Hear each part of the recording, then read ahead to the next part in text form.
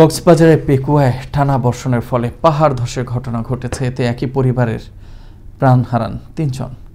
রবিবার ভোর ৪টার দিকে উপজেলার শিলখালী জারুল বনিয়া সেগুন বাগিচা এলাকায় ঘটে এমন দুর্ঘটনা। এ সময় প্রবাসী সরোয়ার কামালের স্ত্রী মমতাজ বেগম, কন্যা ময়না আক্তার ও নাতনি আবু তোহা ঘটনাস্থলে প্রাণ হারান। পরে এলাকাবাসী ধসে যাওয়া বাড়ির দেওয়াল অপসারণের পর নিহতদের মরদেহ উদ্ধার করেন। ঘটনাটি নিশ্চিত করেন উপজেলা ভাইস চেয়ারম্যান ইয়াসমিন সুলতানা মুন্নি।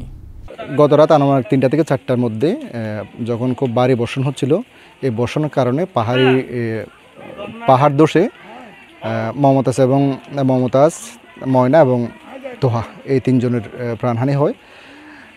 তো ওই সময় তারা গভীর ঘুমে ছিল এবং খুব ভারী বর্ষণ হচ্ছিল, বৃষ্টি হচ্ছিল। একই পরিবারের ৩ জন মারা গেছে। আমি যেটা বলবো, আমাদের পেকুয়া যেটা পাহাড়ি এলাকা আছে, এখানে যাতে আপনারা ঘর নির্মাণ না করেন। এরকম যদি আপনারা ঘর নির্মাণ করেন তাহলে আমরা পাহাড় ধসে পাহাড়ি ডলে এরকম মৃত্যুর সম্ভাবনা আরও সামনে হবে।